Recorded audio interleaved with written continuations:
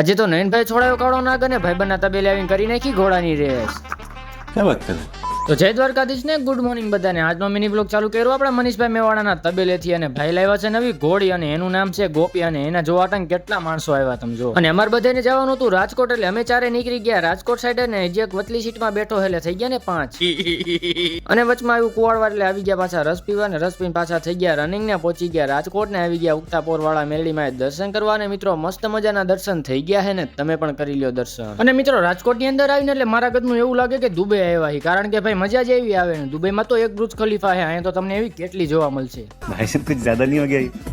અને પછી તો આવી ગયા આપણે અટલ સરોવરની બાજુમાં કંઈક નવું બન્યું છે તો હાલો અંદર જઈને આટો તો મારી શું છે. અને અંદર આવતા તમારી માથે મિત્રો પાણીના ફુવારા ચાલુ થઈ જશે અને જેમ કાશ્મીરમાં બરફ પડે ને એ રીતના અહીંયા પણ પડશે પણ અહીંયા બરફ ને પણ અહીંયા કંઈક બીજું પડશે એટલે એવા ખોટા વહેમમાં ન રહેતા. અમે તો છેતરાઈ ગયા પણ તમે ન છેતરાતા.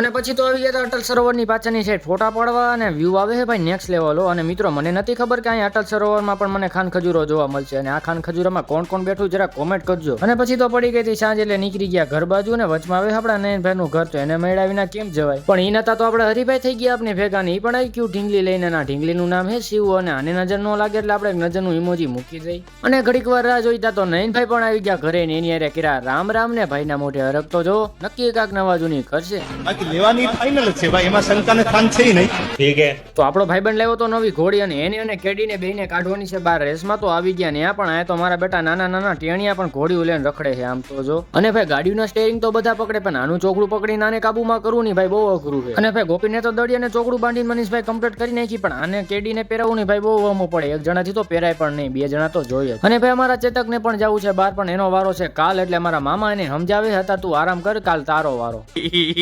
અને ભાઈ કેડી અને ગોપીને બેને કરી દીધી ગામમાં રનિંગ અને જે અશ્વપ્રેમી હોય ને ભાઈ કોમેન્ટ કરજો કે આમાંથી કઈ ઘોડી હારી છે. ધી નેક્સ્ટ ડે બીજા દિવસે તમારો ભાઈ સવારમાં આવી ગયો ચોટીલા માતાજીના સ્થાનિકમાં કારણ કે આપણા કલેજા લીધો તો બ્લેક સ્કોપિયો અને આનું નામ ખાલી કંપની વાળા સ્કોપિયો પાડ્યું મિત્રો ભાઈ કે આનું સાચું નામ જ કાળો ના નાખ્યો.